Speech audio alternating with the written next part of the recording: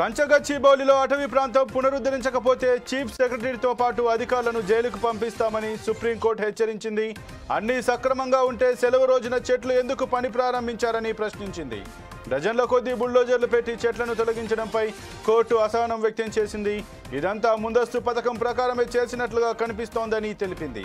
తదుపరి విచారణను జూలై 23వ తేదీకి వాయిదా వేసింది సుప్రీం.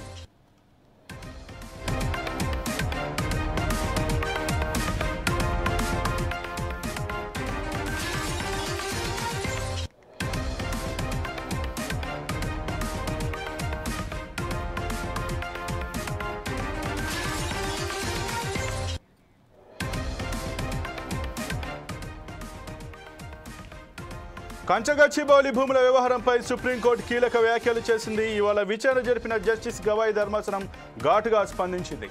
తెలంగాణ ప్రభుత్వ తీరుపై ఆగ్రహం వ్యక్తం చేసింది. ఈ భూముల అడవులను పునరుద్ధరించాలని స్పష్టం చేసింది.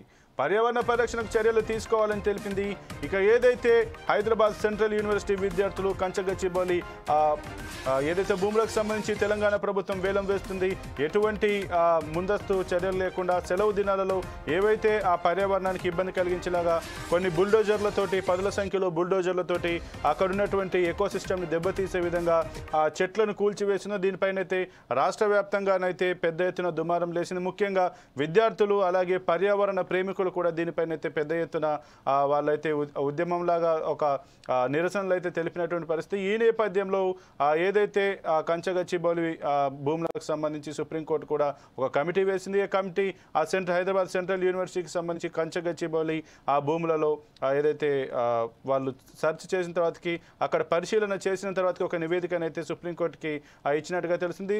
ఆ నేపథ్యంలో ఈ కంచగచ్చిబౌలి భూములకు సంబంధించి ఈరోజు సుప్రీం విచారణ అయితే చేసినట్టుగా తెలిసింది. దానికి సంబంధించి ప్రభుత్వం పైన కూడా సుప్రీంకోర్టు అయితే ఘాటుగా స్పందించినట్టుగా తెలుస్తుంది. ఇక ఇదే అంశానికి సంబంధించి మరింత సమాచారం మా ఇన్పుట్ ఎడిటర్ శ్రీనివాస్ అందిస్తారు. శ్రీనివాస్, చెప్పండి, ఏదైతే కంచగచ్చిబౌలి భూముల వ్యవహారం పైన సుప్రీంకోర్టు అయితే ప్రభుత్వం పైన, ప్రభుత్వ అధికారుల పైన అయితే సీరియస్ అయినట్టుగా తెలుస్తుంది.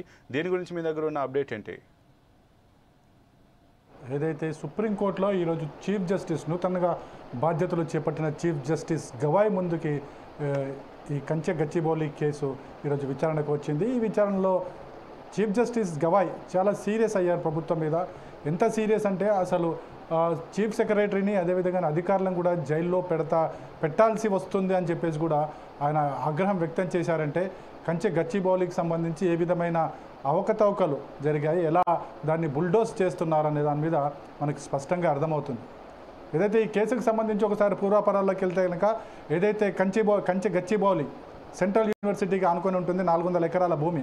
ఇది పూర్తిగా పర్యావరణంతో, అంటే పర్యావరణం పచ్చదనంతో నిండి ఉంటుంది. పెద్ద పెద్ద చెట్లు, అదేవిధంగా సంబంధించిన ఎకోసిస్టమ్ అంతా అక్కడ ఉంటుంది. అదేవిధంగా అక్కడ జింకలు, అదేవిధంగా నెమళ్ళు లాంటి జంతువులు కూడా తిరుగుతుంటాయి.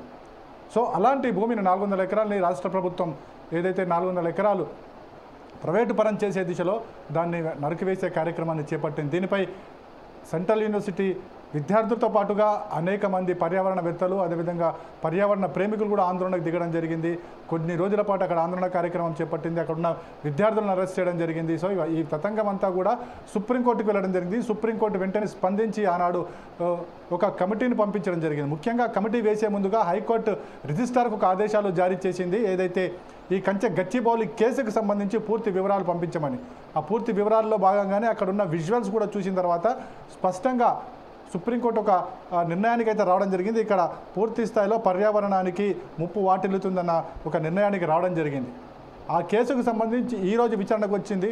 ఈ విచారణలో నూతనంగా నియమితులైన చీఫ్ జస్టిస్ గవాయ్ నేతృత్వంలో ఉన్న ధర్మాసనం దగ్గర ఈ విచారణ కొనసాగింది. ఈ విచారణ క్రమంలోనే చీఫ్ జస్టిస్ గవాయ్ ధర్మాసనం ఏదైతుందో తీవ్రస్థాయిలో రాష్ట్ర ప్రభుత్వం మీద తన ఆగ్రహాన్ని వెళ్ళగక్కడం జరిగింది. ఏదైతే ఖచ్చితంగా అక్కడ 400 ఎకరాల భూములు ఏవైతున్నాయో ఆ భూములను బుల్డోజర్తోని, అది కూడా సెలవు సమయాల్లో తీసుకుని డజన్ల కొద్దీ బుల్డోజర్స్ని తీసుకొచ్చి వాటిని తీసివేయడం, పెకిలించి వేయడం అనేది పూర్తిగా రాష్ట్ర ప్రభుత్వం కావాలనే చేస్తుందని చెప్పేసి కూడా స్పష్టంగా పేర్కొనడం జరిగింది.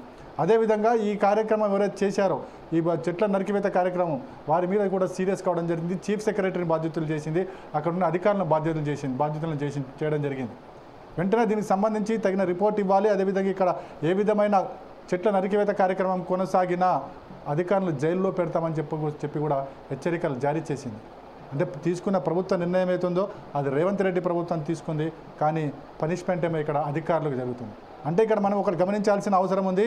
ప్రభుత్వం ఏ నిర్ణయం తీసుకున్నా దాన్ని కరెక్టా కాదా అనే విషయాన్ని చెప్పాల్సిన బాధ్యత ఐఏఎస్ ఆఫీసర్లు ఎవరైతే కలెక్టర్లు సెక్రటరీలు ఎవరైతే ఉంటారో వాళ్ళ మీద డిపెండ్ అయి ఉంటుంది.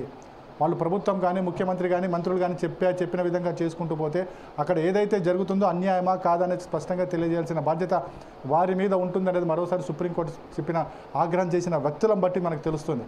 ఎందుకంటే గతంలో మనం చూసాం ఏదైతే అక్రమార్కుల కేసులో అక్కడ ఐఏఎస్ ఆఫీసర్లు తప్పుపట్టడం జరిగింది. అదేవిధంగా మనకి ఇప్పుడు జరుగుతున్న లిక్కర్ స్కామ్ కేసులో కూడా అక్కడ ఐఏఎస్ ఐపీఎస్ ఆఫీసర్ని అరెస్ట్ చేయడం జరిగింది. సో ఇవన్నీ చూసుకుంటే కనుక ప్రభుత్వం అంటే ప్రభుత్వ పెద్దలు ముఖ్యమంత్రి కావచ్చు మంత్రులు కావచ్చు ఏవైనా తప్పిదాలు కనుక చేస్తే కావాలని చేస్తే ఖచ్చితంగా అక్కడ ఉన్న సెక్రటరీలు కావచ్చు ఐఏఎస్లు కావచ్చు లేకపోతే ఇతర ఉన్నతాధికారులు కావచ్చు దాన్ని స్పష్టం చేయాల్సిన బాధ్యత ఉంది. బాధ్యత లేకపోతే ఇలాంటి కేసులే వాళ్ళు చుట్టుకునే అవకాశం ఉందని మాత్రం దీన్ని బట్టి మనకు తెలుస్తుంది. అయితే శ్రీనివాస్, ఇక ఏదైతే ఇప్పుడు సుప్రీంకోర్టు ఏదైతే అధికారులకు చీఫ్ సెక్రటరీ కావచ్చు ఇతర అధికారులకు ఏవైతే మీరు కనుక దీన్ని పునరుద్ధరించకపోతే జైలుకు పంపిస్తామని చెప్పిండో దీనిపైన అధికారులు వెంటనే స్పందించే అవకాశం ఉందా? ప్రభుత్వం ఏమైనా మళ్ళీ జోక్యం చేసుకునే అవకాశం ఉందా? సుప్రీంకోర్టు ఒకసారి ఆగ్రహం వ్యక్తం చేసినా లేకుండా ఒక డైరెక్షన్ ఇచ్చినా అధికారులు దాన్ని బట్టి చేసుకుంటూ పోవాలే తప్ప దానికి సంబంధించి ఎదురు తిరిగే అవకాశం ఉండదు. ఎందుకంటే అది కోర్ట్ ఆఫ్ కంటెంప్ట్ అవుతుంది. సుప్రీంకోర్టు ఎంత తప్పు చెప్పలేదు, అక్కడ ఉన్న వాస్తవాన్ని చెప్పడం జరిగింది. బాధ్యత కలిగిన అధికారులు చూడాల్సిన బాధ్యతను కూడా వాళ్ళకి గుర్తు చేసింది. బాధ్యతను మర్చిపోతే ఇలా సుప్రీంకోర్టులో చివాట్లు తినాల్సి వస్తుంది, ధర్మాసనంతో చివాట్లు తినాల్సి వస్తుంది. మరి ఇప్పుడు ప్రభుత్వం ఏ విధంగా స్పందిస్తుందో వేచి చూడాలి. Sampath. Okay, thank you Srinivas.